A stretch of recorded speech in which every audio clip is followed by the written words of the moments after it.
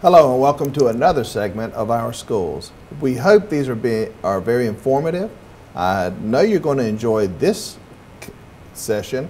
We have Dr. Derek Rhodes, Dr. Nakia Campbell, Ms. Karen Gilbert. Dr. Rhodes, your division, which is the Instructional Services division, has a lot of moving parts, a lot of components. So if you can, just tell us some of what those critical roles are and what you're looking for to help out with our district success. Well, the Instructional Services Department, as you say, Dr. Moss, it is a large department. It has a lot of moving parts, a lot of responsibilities. We deal with everything that relates to curriculum, from pre-kindergarten all the way through 12th grade, through high schools, middle schools, elementary. We support schools directly, whether it's in professional development, running our Summer Institute, running different PD days, professional development days, supporting training.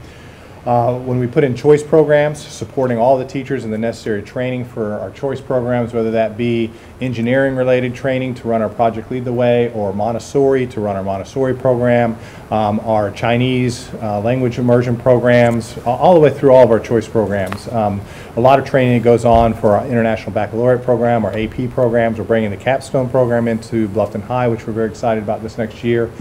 Everything from curriculum, instruction, really supporting teachers and delivery of engaging instruction. We do literacy assessments, academic audits in school buildings to give the principal and the leadership teams feedback from an external standpoint, help support walkthrough processes so the teaching practices are highly engaging for students through assessments. And a lot of assessment, not just state and federal accountability assessment, which we are responsible to work with in our team. But in that school level assessment as well. So supporting teachers from a curriculum, instruction, assessment. My vision, and this is going to be my 8th year, going into 8th year coming up, has really been, let's do a few things well. And with your support and the support of our school board, last year we had no new academic initiatives. And this next year we have, again, no new academic initiatives because we really have the right programs in place. It's just about helping implement those programs. So our mantra has been one vision, one voice, trying to have a clear vision of where we're going as a school district. Certainly in elementary program with Read to Succeed and the reading needing to get all students on grade level, our office obviously supports the instructional side of closing achievement gaps. We have achievement gaps in our district. We've been working diligently to work on making sure that all students are achieving at high levels. So I have ESOL student support, gifted and talented student support, the support of special education students are all under my office, and as well as educational technology. Under your leadership and with our district the last few years, we've went to Connect to Learn, which is a one-to-one initiative. Really proud to provide every student a mobile learning device in our school district. So a wide gamut of things that Instructional Services supports, from the curriculum, instruction, assessment, everything teaching and learning that happens in our district, as well as our career and technology, our professional development for teachers, data use, and really supporting the schools. We're kind of that front line direct support to teachers and principals in each of our 32 schools across the district. Well, I will have to say I'm kind of exhausted just hearing you describe them. I can't imagine having to juggle all of that in the air. So with so many things going on, how do you decide what the primary focus is for a year? It is difficult, and I think each year in terms of that vision that I talked about, trying to see, we know where we're going, what we want to do. It's really been now in alignment, and really our focus has been this past year, and I believe really going into this year, is really aligning our resources. And that's why I talked about no new initiatives, because we have the right pieces in place, and now we're really looking at execution. I will highlight a couple of the focus points for us. First, from a curriculum writing standpoint, we've engaged the last few summers with teachers writing curriculum, really looking at from an understanding design standpoint with what it is we want students to know and be able to do, looking at those assessments. Is it hitting the high level of rigor? We now have a year of assessment back from the new state tests, taking our focus points to where, from our end of course assessments to our grade level assessments, where in our curriculum do we need to make adjustments based on that data. And also providing exemplar units. That's something that our core essential curriculum is efficient now and effectively laid out and mapped. To our work and focus has been now, let's provide some exemplar units for new teachers that come into our district to see how they would go about planning daily instruction off of those standards. The second area that's really been a focus is our career and technology education. And I know Ms. Gilbert's here, and we're excited to talk about the things that she's been leading in career and technology from our aviation aerospace, expanding at Battery Creek High School and May River High School. So that going hand in hand with what Dr. Campbell does as it relates to building capacity of staff. We have the right programs and approaches in place. We've expanded our career and technology program, and it's about building capacity and providing support for teachers to be able to deliver the programs we have. So those have really been our focus. That's a great segue, Dr. Campbell. What are some of the things, I know our kids are experiencing a lot of successes academically and otherwise, and that doesn't just happen. There are things that we have to have in place from a process perspective to ensure that that kind of success is going on. So from a capacity perspective, what are some of the things you're coordinating that is assisting us in building that capacity within our teaching force? Well, Dr. Moss, I would first tell you that building capacity is having ongoing professional development with our teachers and support staff. Throughout this year and years in the past, we have focused on our professional development days, best practices days, as well as Summer Institute. From a district perspective, when it comes to our schools, you will see instructional leaders in PLCs, as well as book talks, conversations around our team meetings, anything related to data that supports closing those gaps within their schools. So from a district perspective, we have primarily focused what Dr. Rhodes mentioned on our essential curriculum framework. Anything that is essential for the classroom, we focus our professional development on that. So again, ongoing professional development. It's not just a one-stop shop, that we continue to provide that training for our teachers, be it teachers that are new to our district as well as our veteran teachers. Ms. Gilbert, you're in charge of CATE, great acronym for Career and Technical Education. As someone who started out in that area as a first-year teacher, I do realize and recognize the value that it places for our students. So if you will, tell our audience a little bit about what CATE is and how we use that program within our school district. Okay. Well, I think a good way to describe career and tech ed is to define the students that are involved with it. We're currently serving over 4,000 middle and high schoolers, as well as doing some career awareness activities at our elementary grades. So students who want to be an engineer, they are currently learning to work in small teams. They are identifying needs in the community. They are using technologies and innovation to come up with a solution to the problem. They're working with community leaders to make that happen. We currently have over 300 students that are preparing to be healthcare providers, whether they're going into nursing or pre-med or maybe a sports med related with physical therapy. We're very proud of students who are in a culinary field, not only are they learning some true commercial kitchen related services, but they're learning the front house of how to do hospitality and management, which, as we know, we hear is a huge need in our county. We're also proud of students that help define our programs that are really taken to welding. A lot of kids excited about taking a piece of metal and seeing what they can do to change those properties, and it's amazing what students can create. So, and that's just 4 or 5 of the programs that we have that define what career and technical is. And it's for all students. As Dr. Rhodes said, we have a vast array of services. So if a student's wanting to go to a 4-year university, 2 years straight to work, technical careers can help them find their niche in life and help them to be college and career ready. Well, I know one of the philosophies that I started out with is that every student has a unique set of talents and skills. And it was my job as a teacher to identify what those were and to enhance those through applied learning. So how do you feel our career and technical education program is satisfying that component of a student's interest and skills? Well, we're appreciative of Dr. Campbell that includes our awesome career and technical education teachers in with best practices days, professional development. These are often folks who come out of business and industry who have an amazing background, and they want to come in and make a difference with a young person's lives. So they take that experience from the real world, and then they're helping our students to make those connections through internships. We have over 100 students this year participating in off-campus experiences that's connecting what they're learning in the classroom to what's out in the real world.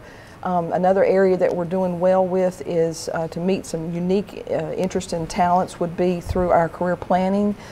We've implemented, as Dr. Rhodes said a couple years ago, Naviance, which is a huge career planning tool where students can log on, and their parents can, and they can determine what their interest inventories are, what they're good at, what they think they might want to move into. And so using those tools and resources is really helping them to kind of find their path. Okay. Dr. Campbell, we're getting ready to enter the summer, obviously, and we have this wonderful professional development activity that comes up every August. What is it? Summer Institute. We have had Summer Institute within our district for 9 years, so it'll be 10 years next year. And it is an opportunity that we have teachers as well as our support staff come before the calendar year begins, and we provide professional development training for them. An array, an assortment of sessions for our new teachers that are wanting to incorporate technology within their classroom. This is an opportunity not only to have outside presenters come and present, but we also have our teachers within our district come to present. And we learn from the best. We have experts that are in the field of education that come and present their best practices. And the lineup is pretty remarkable. It is. This summer, we're going to have Dr. Randy Sprick, who works with the Safe and Civil Schools. And our theme for Summer Institute this year is the power of connection. Sparks to learning for all, and how do we bring those pieces together? Like Dr. Rhodes talked about alignment, and how do we build better relationships with our staff, our students, and align those resources in our classroom. So we're really excited about Summer Institute this year. Dr. Rhodes, sometimes I feel like I'm playing baseball again with everything we look at and document and add up, subtract, multiply, and divide, all of the data that's out there. We're doing a lot to ensure that the data is driving the decision making. So give us an idea as we're getting ready to move into our next segment. What does all this data do for us, and why are we even collecting it?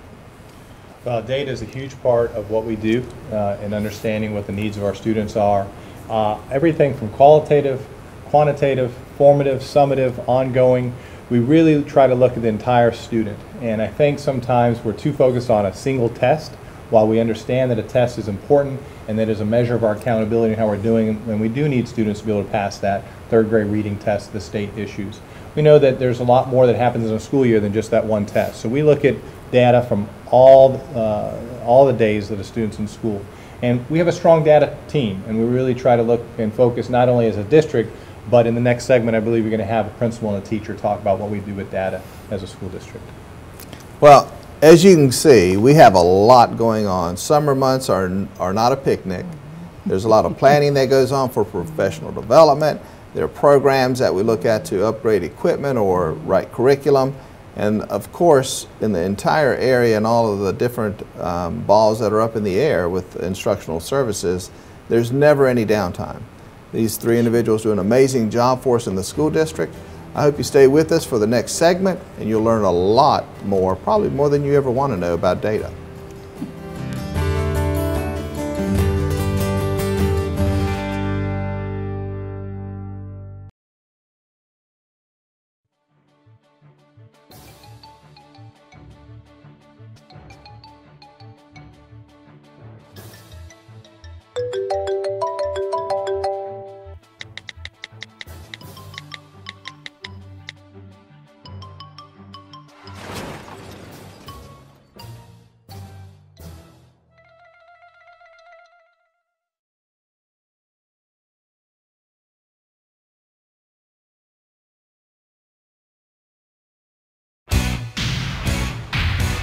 Beaufort County is constantly changing, and we'll keep you informed. The County Channel, your source for what's happening in Beaufort County. From County Council to the Town of Hilton Head School Board and local events, the County Channel will keep you up to date. For a complete listing of the County Channel schedule, go to bcgov.net, click on the County Channel, and choose your selection. For live coverage of Beaufort County meetings, boards, and commissions, it's the County Channel.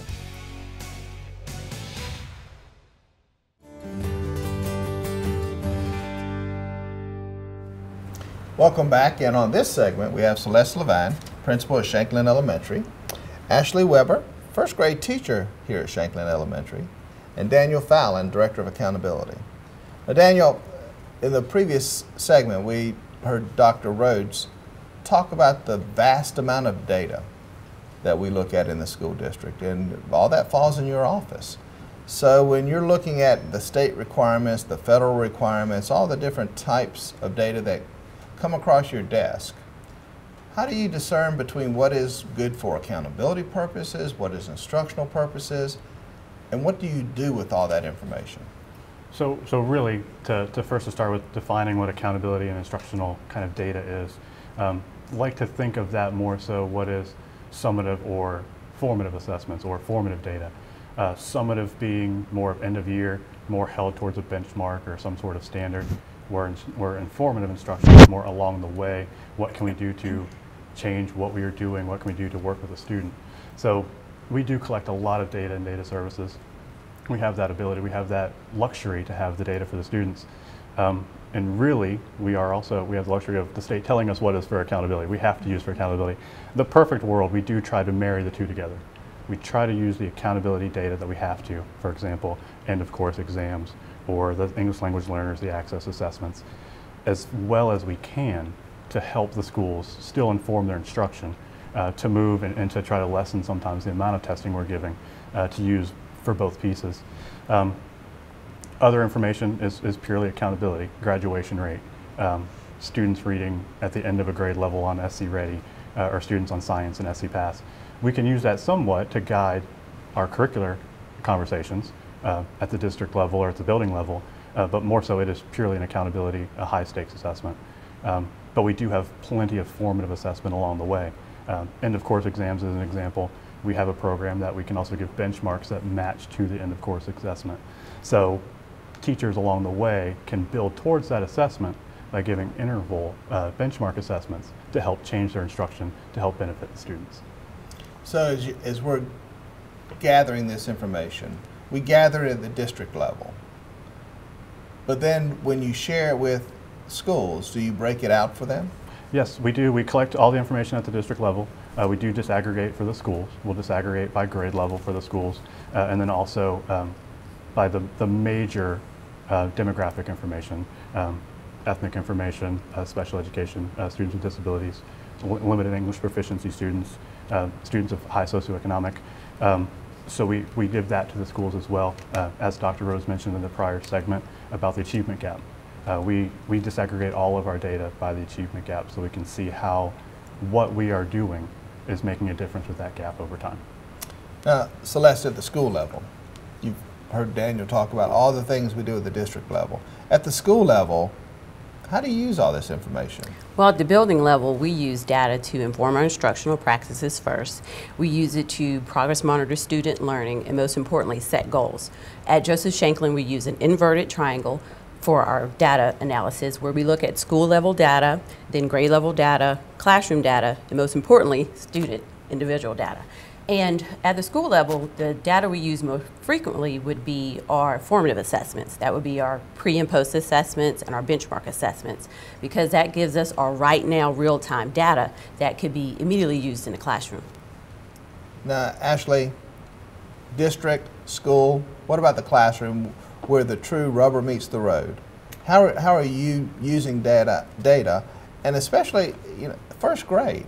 Are we really asking kids to take assessments at first grade? Yes, we do ask them to take assessments, but like Ms. Levan said, goal setting and the inverted triangle. So, and what's at the heart of that is the student. So we, even in first grade, even in our kindergarten classes, are teaching our students to own their data. And so being that we're a leader in me school, we set a goal at the beginning of the year. So we take an assessment that correlates with the school's assessment and then correlates with the teacher's SLO or goal for the end of the year. And then they set their goal from there, and then we progress monitor their data monthly. And they graph it, And so at a glance, they can own rather they are meeting their monthly data. And so that progress monitoring means that we can inform our day-to-day instruction right then and there rather than waiting until we take MAP in the winter to monitor and adjust at that point. We can monitor and adjust from day to day and month to month. Well, this concept of students setting their own goals with data is very interesting. So what does that look like?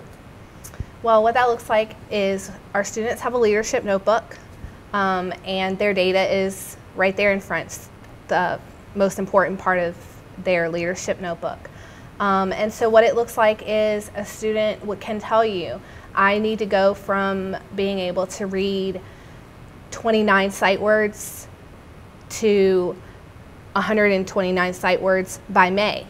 And so throughout the year, every month, and for some of our kids it's more frequent than that, we assess them on those. And so it's meaningful to them because they can pull out their leadership notebook and have a data chat with anybody at any time and tell you where they are. They can tell you rather the strategies that they're doing are working, and if they're not, it gives us a chance right then and there to make those strategies work for them so they can improve rather than waiting until the end of the year and saying, oh, you didn't make it, what can we do better next year? So it's a progress monitor throughout the year, and that's how we use that data. It sounds extremely impressive that a student in first grade can take information, analyze it, and set goals and monitor their progress. That is truly impressive. Now, Celeste at Shanklin, you're also an error analysis school? Well, we dig a little deeper into our data as we look at our WIG assessments that we give monthly to track students' goals. So instead of looking at just the questions students miss, we look at the type of errors they're making. And from that, we can make instructional decision points. So for us, it's not a matter of how many students scored an 80 or 90, but how many chose C because there was a tricky comma or a vocabulary word that they got hung up on. And that informs our teaching. So it's kind of a diagnostic way of looking at student errors rather than just grading, but using that assessment for learning. So Daniel, at the district level, do we do that same type of analysis to, you mentioned earlier we do some formative, some summative. Do we ever try to ensure there's a correlation between the two different assessments through maybe an error analysis or some other process? We do. It is hard at the district level with the assessments that we give to give that granular level of analysis per an item analysis type of response. When possible, we do. We have given some benchmarks in the past. I do know in Instructional Services, some of the content with one of our programs in benchmarking. That program allows us to do that, so then the content area coordinators are looking at that level of analysis. At the high stakes test, at the South Carolina Readies or the South Carolina Passes, that is impossible to do. But we do look at not just an overall score, we will look at the domain level scores and we'll see if there's a domain area that is affecting the overall type of score performance. Now the question all of us are asked more than any other question, do we test too much? Are we asking our students to do more testing, which then obviously affects the teacher's time to do more teaching? What are your thoughts? Celeste, are we testing too much? Well, you have assessments for accountability, like Daniel was talking about. Those would be your assessments of learning, your summative assessments, and those validate what we do here at the school and give us a level of accountability, which we need.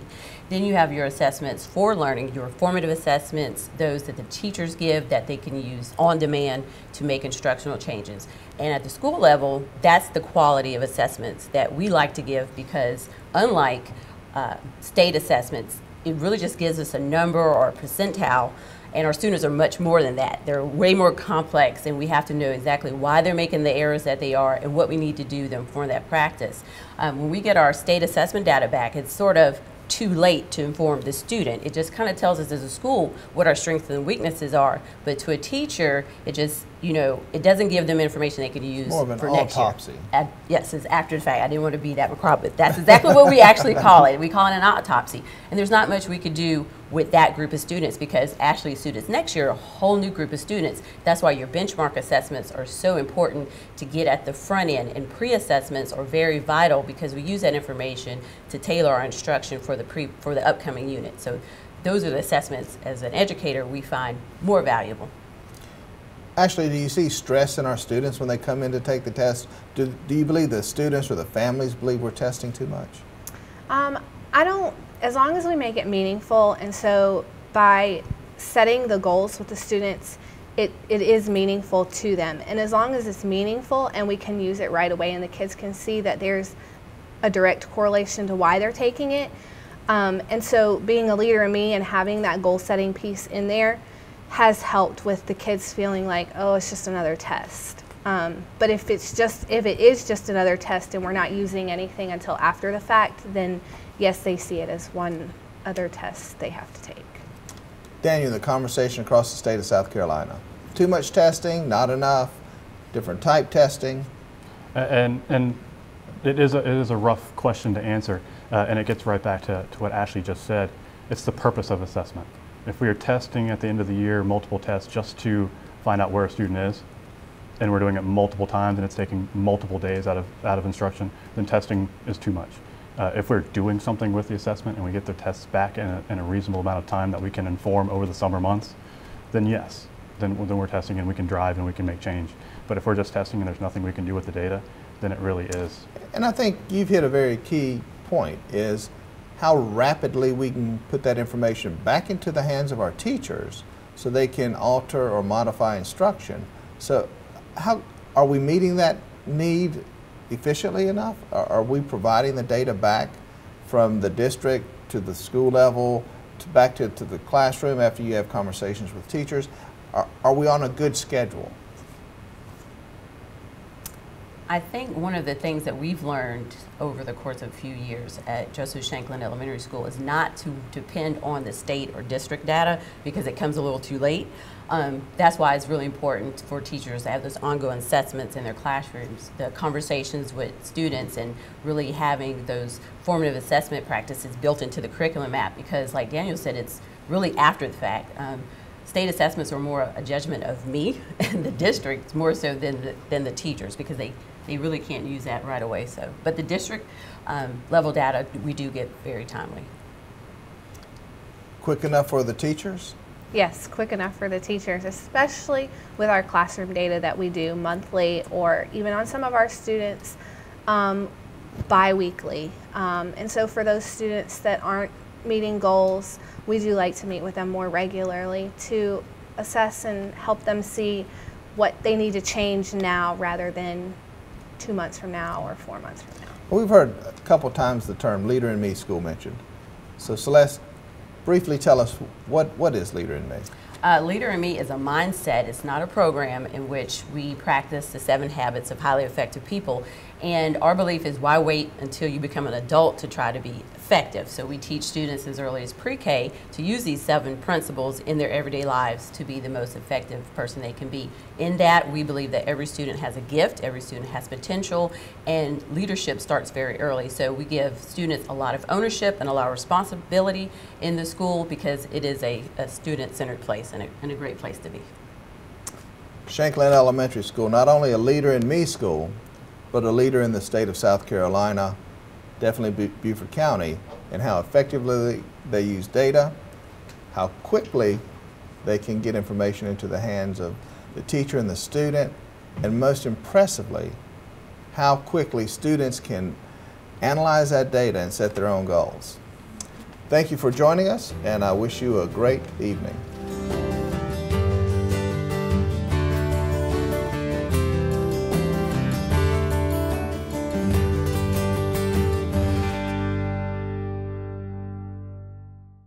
The County Channel is also available on video on demand. Go to bcgov.net, click on the County Channel logo, and select your program from the list. If you would like a DVD of this program, click DVD order form from the County Channel main page and fill out an order form.